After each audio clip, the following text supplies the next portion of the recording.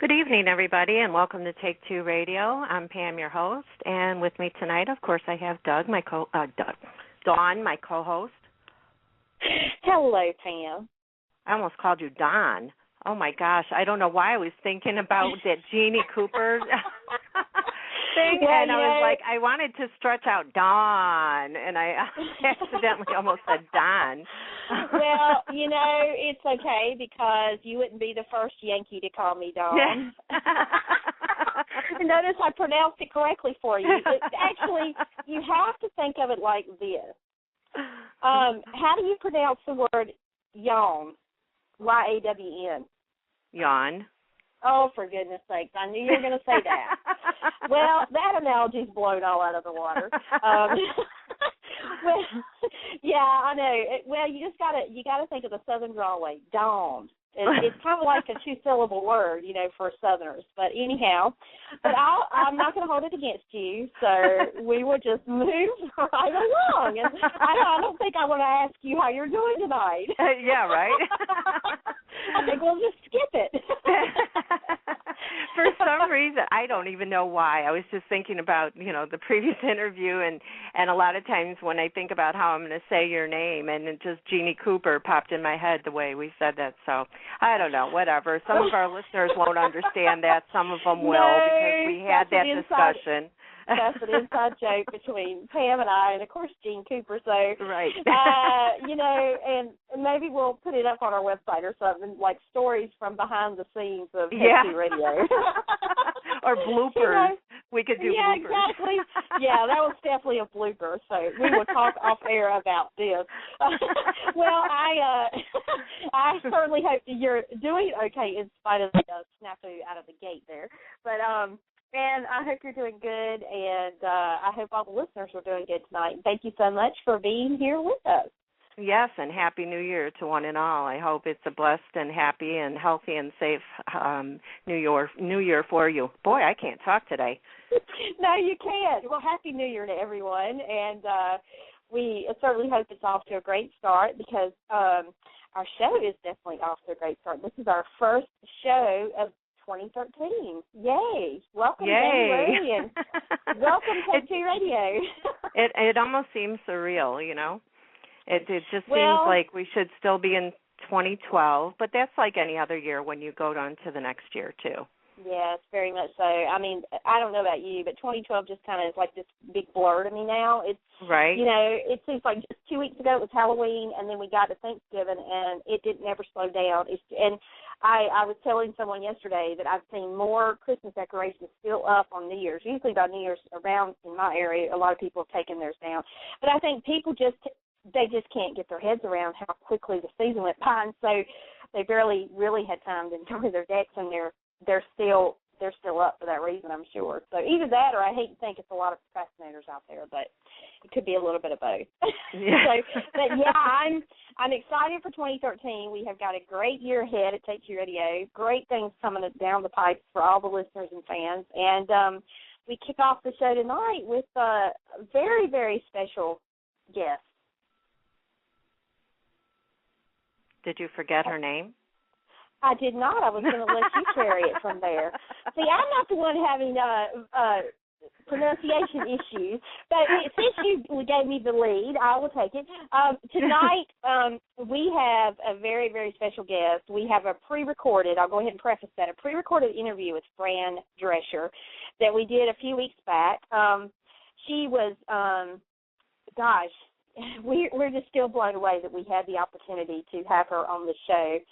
But we have her on the show for a couple of different reasons. One, because of her celebrity and the fact, starting the nanny and, happily divorced. And the other reason is because she is a huge healthcare advocate, especially in the wake of cancer. I mean, she's a cancer survivor of 12 years now. So, and she is diehard. She's doing some great things. She's a real mover and shaker along those lines. But Pam, why don't you talk about, if you can talk? Yeah.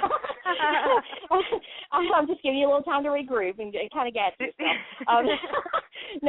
Why don't you tell the listeners about January and what January means, not only because it's a brand new year and we kick off the show here, but also in terms of what it means for the listening audience. This month we've decided to go with a theme, and so we are inviting successful women, and it's called January's Women's Empowerment Month. This will include business women, actors, doctors, authors, motivational speakers, etc.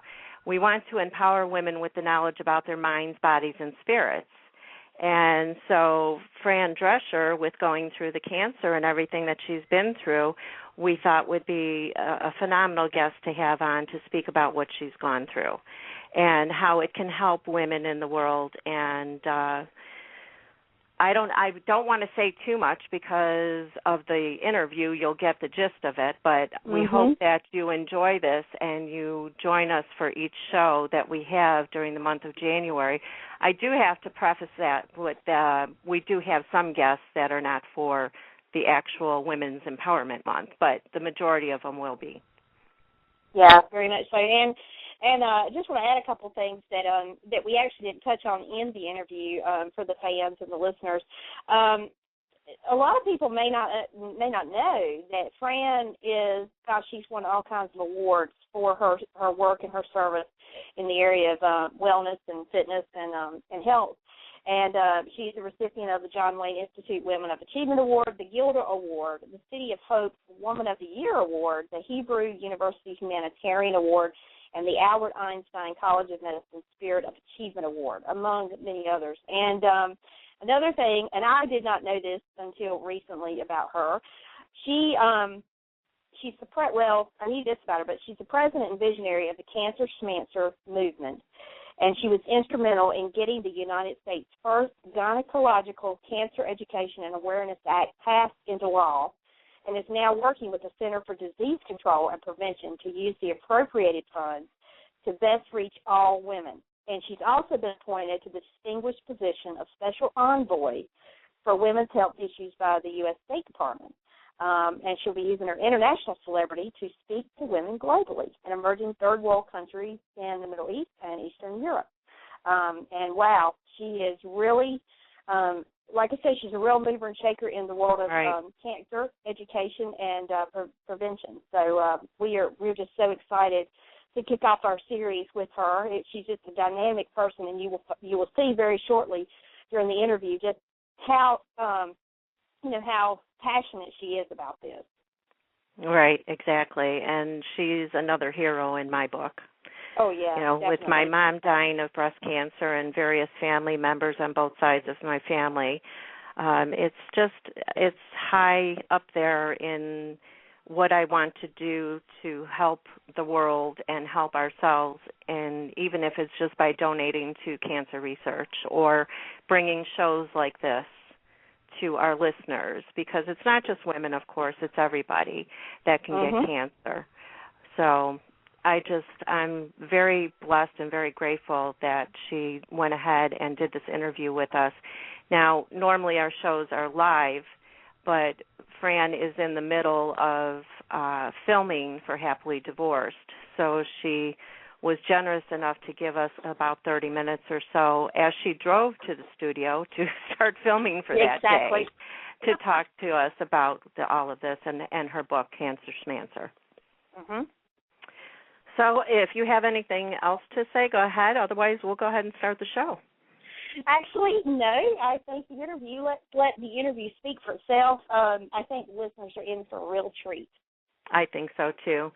Sit back, relax, enjoy. Join us in the chat room. We're talking amongst ourselves. If you have anything you want to say or anything you want to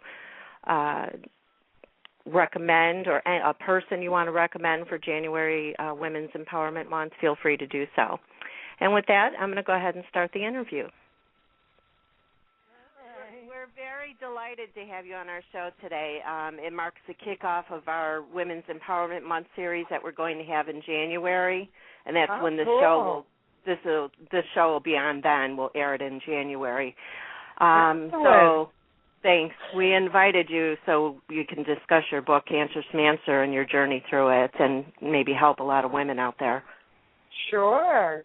Well, I have an organization, too, with the same name. But when we're ready to start, I'll tell you all about it. Yes. Oh, yes. Go ahead. We're ready to start now. CancerSchmancer.org. I know. I've been on there. I've read your book, and, oh, my gosh, what you've been through.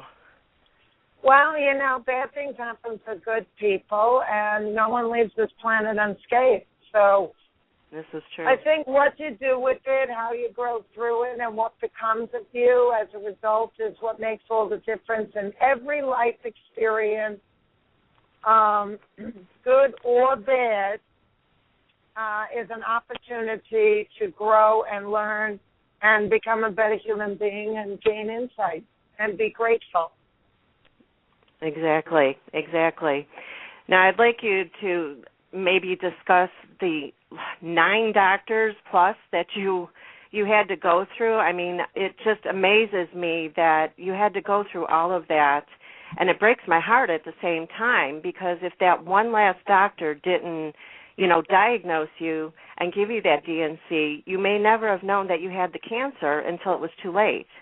Oh, definitely. Listen, the reason why we lose loved ones to cancer is almost completely because of late-stage diagnosis. If you catch it on arrival, 95% survival. And, that's by the grace of God, I was still in stage 1 after 2 years and, 8 doctors. And I feel like I got famous, I got cancer, and I lived to talk about it. So I'm talking. Right, and I appreciate that, because I think that every woman should read your book. Well, thank you, and they should log on to CancerSchmancer.org. Yes, and I know that you tweet out, and Cancer Schmancer also tweets out a lot about, household items and even gardening things that you use, to spray the bushes and stuff like that. You should use everything that's natural without the chemicals. Oh, without a doubt. We are on such an unsustainable trajectory right now. One of the main goals of Cancer Schmancer is to turn this ship around, and we're doing it with our game-changing program, Trash Cancer, because, right now 1 out of 2 men and 1 out of 3 women will get cancer in their lifetime. The children of today, for the first time in U.S. history, are predicted to not live as long as their parents. And babies are being born pre-polluted with 200 to 300 chemicals found in the umbilical cord. American women's breast milk has the highest amount of flame retardant in it from any woman on the planet. Oh, my gosh, I didn't know that. Well, everything that we're doing, basically, we have to start questioning, because the levels of toxins and carcinogens and electrosmog in our daily life is so pervasive, it's compromising our immune system, and and it's hurting the planet too, which is all part of the same living organism. So, we're asking our followers, all Americans, to take the check, choose, and change challenge. And every time, you go to the market to replace something, try and replace it with something that's a little healthier, a little more carcinogen-free. And you can truly, effectively reduce your risk of cancer. And what's the best cure for cancer? Don't get it in the first place. How's that for a cure? Preventative. So, it turns out that the most toxic place we spend the most time in is our homes. And that we have the most control over, too.